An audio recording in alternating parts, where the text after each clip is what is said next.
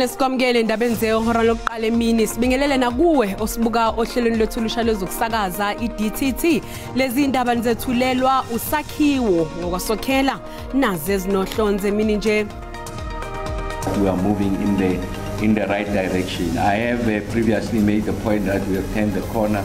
The president makes a point that we are closer to the resolution of this problem.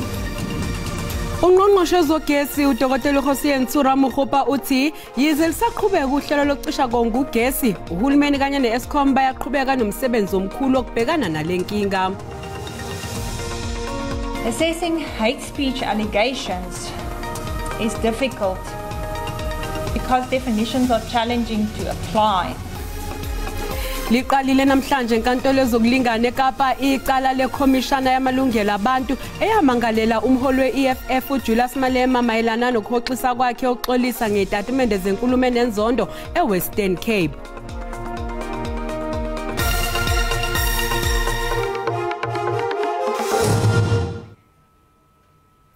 Ungqongqoshe izindaba zogesi uDokotela ZesiZulu Mukhopa wethule umbiko ngesimo sogesi ezweni njengoba kuqhubeka uhlelo lokucisha konke kogesi. Ngesonto ledlule ungqongqoshe ezemali inogodongwana umemezela ukuthi uhulumeni uzobhekisisa ngokujulile udaba lokelekelela iEskom ukuze iphumelele ekubhekaneni nenkinga yogesi.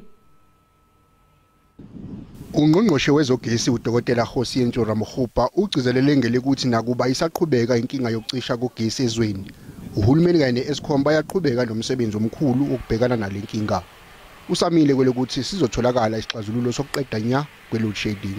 We are moving in the right direction. I have previously made the point that we have turned the corner. The president makes a point that we are closer to the resolution of this problem.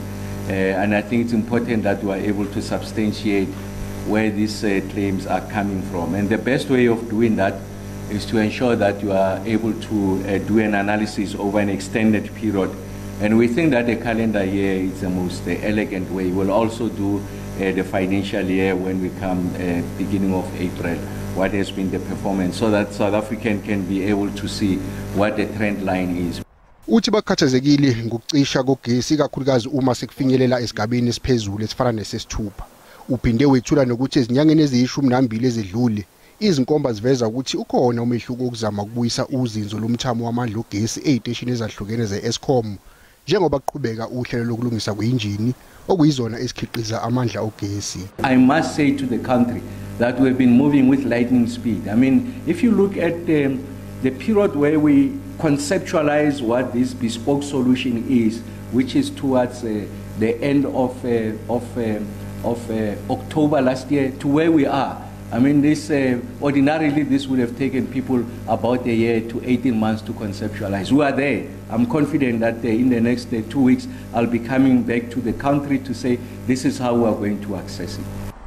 Luyaqhubeka uhlelo lokucisha konke kogesi ezweni njengoba kusesigabeni sesibili. Ngehora lesine ntambama kuzokwenyukela esigabeni sesithathu. Liqalile namhlanje enkantolo ezokulingana eKapa icala lekhomishana yamalungelo abantu yaseNingizimu Afrika emangalela ngalo umholi weEFF uJulius Malema mayelana nokuhoxisa kwakhe ukuxolisa malungana nezitatimende zenkulumo enenzondo eWestern Cape ngomfumfu wango-2022.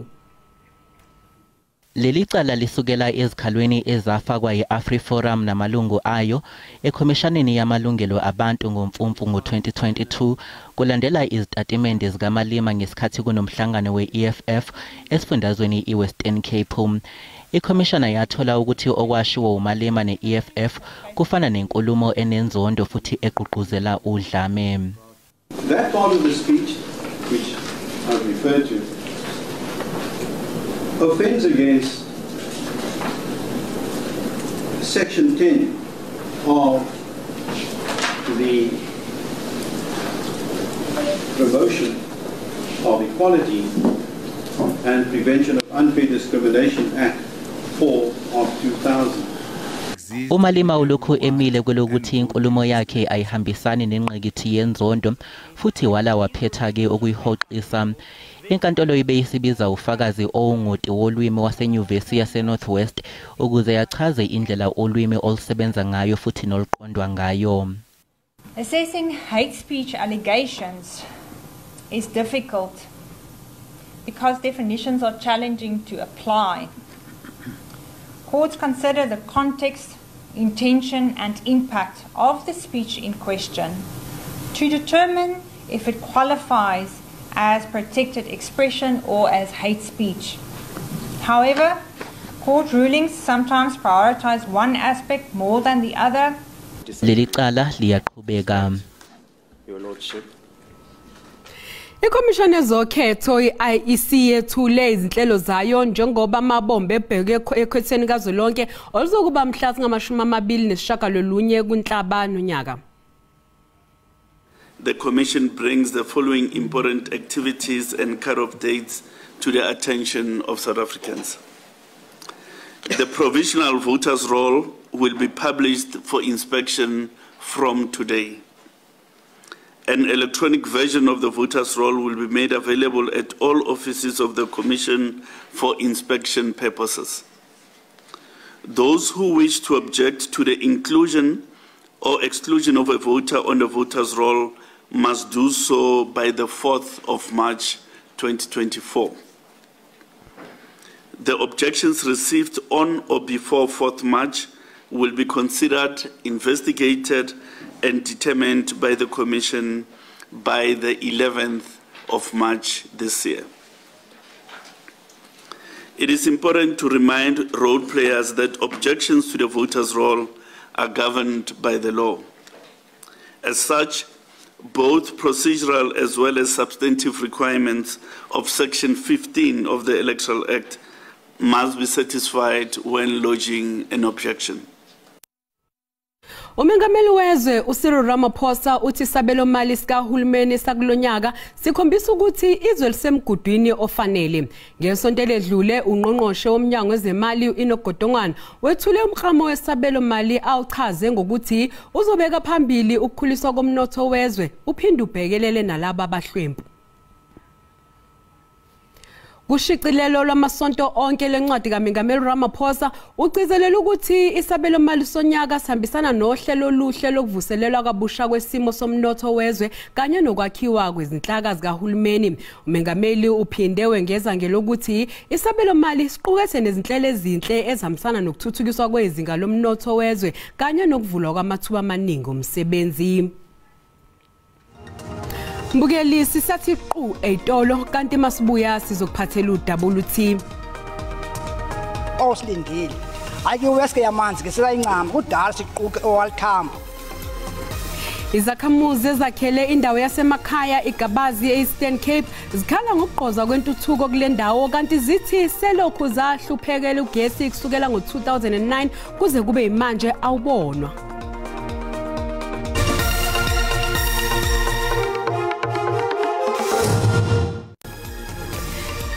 Ke sikwamukele sikubingelele endabeni mangabe usanda ngena udabeni oluhambe phambili besibike ukuthi ungqongqoshe wezogesi uDokotela uHosiyentsuraMukhupa uthi yize lisaqhubeka uhlelo lokucisha ugesi uhulumeni kanye neEskom bayaqhubeka nomsebenzi omkhulu okubhekana nalenkinga.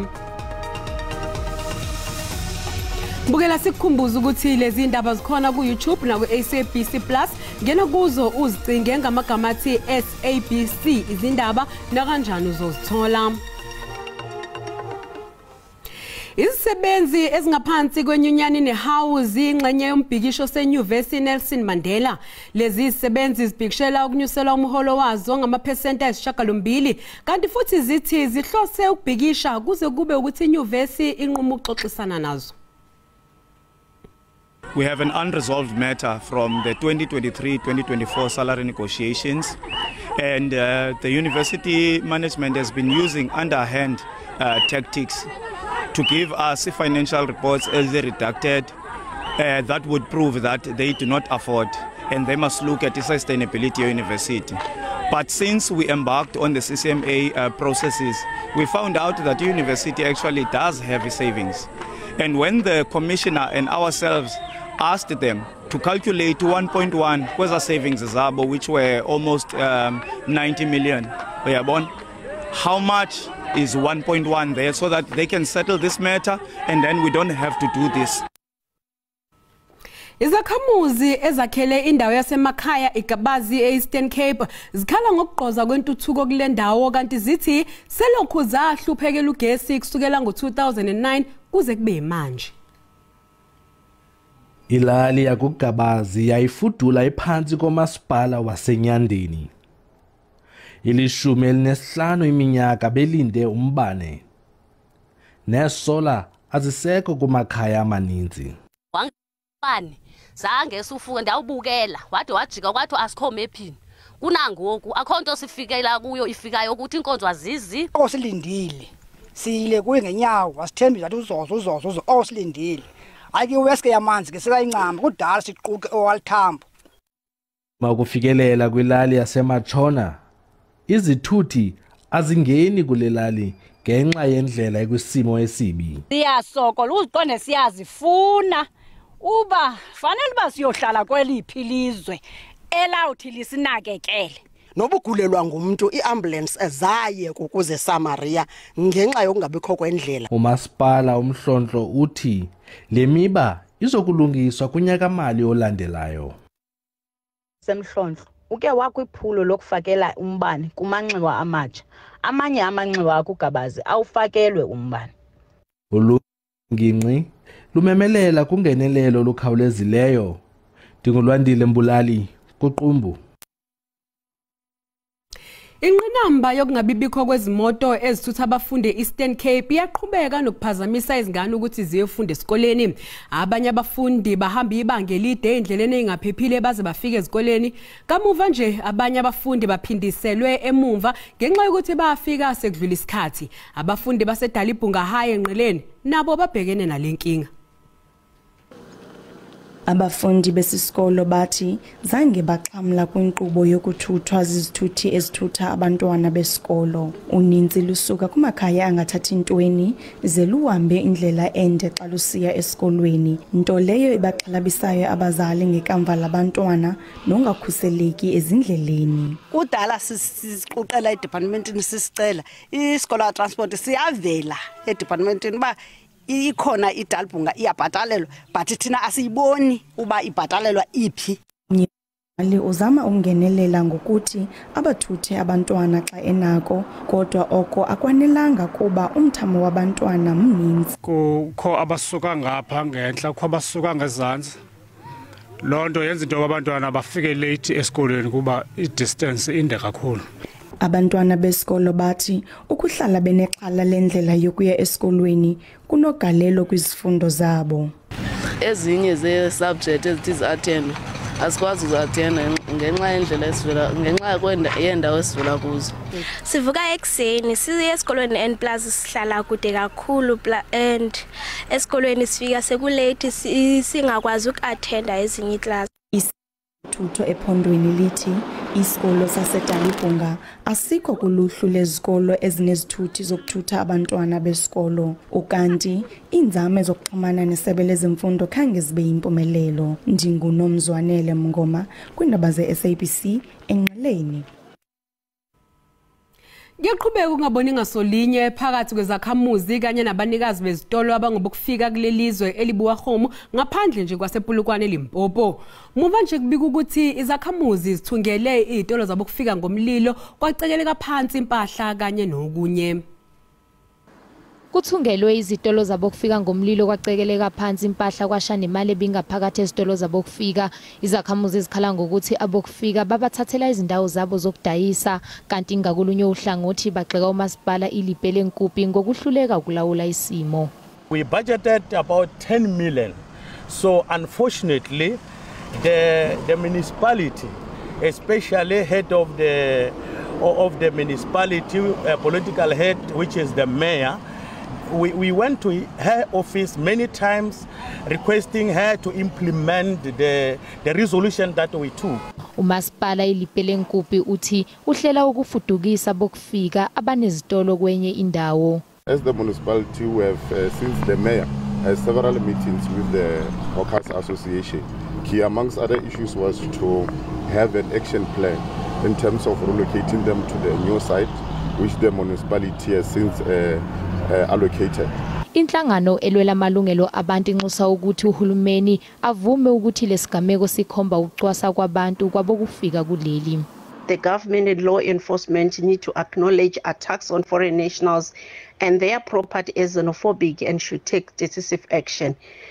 We are aware that some of them have already opened cases. Hopefully SABC should investigate and hold those responsible to account. Amaphoyisa aseLimpopo athi kuboshwa ababili abasolwa ngokubandakanyeka kulesigameko. Ukuchitheka kwendle okukhahlameza iBray Road esigodini esiwiding kanye naseRamusadi eMahikeng eNorthwest kungaqhubeka omunye unyaka kuze kulungiswe ke lendlela yaqala ukuchitheka ngoNcwaba nyakenye emva kokuqhuma kwepayipi seliqalile uhlelo lokulungiswa kwaleli payipi. Sekuphela izinyanga umphathi wasesigodini siweding kanye neRamusadi uhlala ngaphansi kwezimo ezingezinhle njengoba kunuka indle kule ndawo nokubeka engcupheni impilo yezakhamuzi. I feel like our constitutional rights have been infringed. You don't have it's even worse. I will quote section 10 of the constitution. It's the right to human dignity. Ngesikhathi ethula inkulumo ebhekiswe esifundazweni obambe njengendunankulu waseNorthwest uNono Maloyi wavuma ukuthi izakhamuzi zisengcupheni ngenxa yokuqhuma kwepayipi.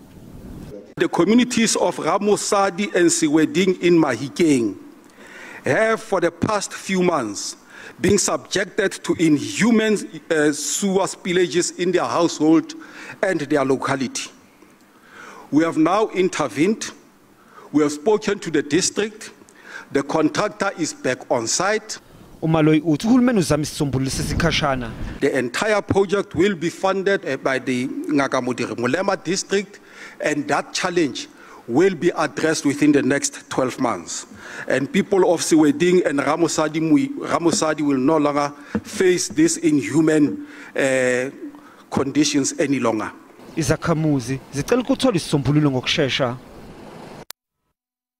I-South African Weather Service ikhiphe isexwayiso sesigaba sesibili sombala ophuzi mayelana nemvula enkulu ehambisana nokuduma elindeleke engxenyeni zeGauteng, Mpumalanga kanye naseLimpopo. Abezimo sezulu bafuna ukufundisa izakhamuzi ngesimo sezulu kulandela ukushona kwesakhamuzi sase-Olivon Hotbosch esashawa umbani kanye nemizi yaseKalinan ekhahlamezwe imvula ehambisana nokuduma erifilwe ngesonto ledlule. uLerato Ngobeni kanye nomndeni wakhe baphila ngomusa. Bachithe isonto ledlule belala ngaphansi komuzi ongafulelwe kulandela ukuthi isiqhotho siphephule uphahla lwendlu yabo. Kafushane uthi sizwe umsindo omkhulu uphahla lwasendlini yokuhlala nasekhishini lwahamba kanjalo emva kwalokho kube sekugcwala amanzi endlini. Izakhamuzi zaserifilwe sezincinxe kuba izixwayiso eziphathelene nesimo sezulu zisheshe zikhishwe. Kafushane uthi asizange nje sizwe lutho mayelana nesiphepho esizayo thina. Into enkuthi sambohloko na. Okubuhlungu ukuthi kunengane egenxa uthayela isendlini kuyimanje sesibhedlela.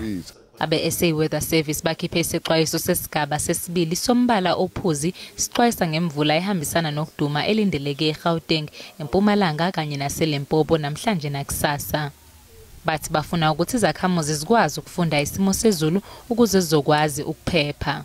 We are trying to kind of create a community that is weather smart, of course, that is safe and have more information to act upon. Abezokuphepha eTshwane bathi bakulungele ukusiza ngezimo eziphuthumayo.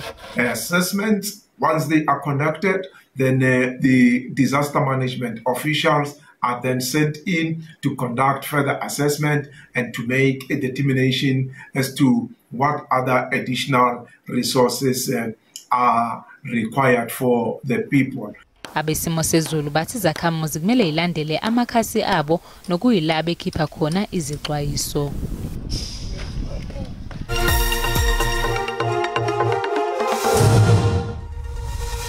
Lusephezulu uhebo leRand ezimakethe namhlanje mini. Libiza R19.27 edoleni laseMelika, libe ngu24.42 kupondo, kanti lingu R20.87 ku-euro. Ipula laseBotswana libiza R1.40. Isephansi inkomba yezabele JSE. Igolide libiza $2,033.85 ounce. Iplatinum yona ke ibiza $893.50 ounce. Oil ongahluziwe ubiza $81.36 umphongolo. Bukeli umhlahlo wesimo sezulu uyalandela emva kwekhefu.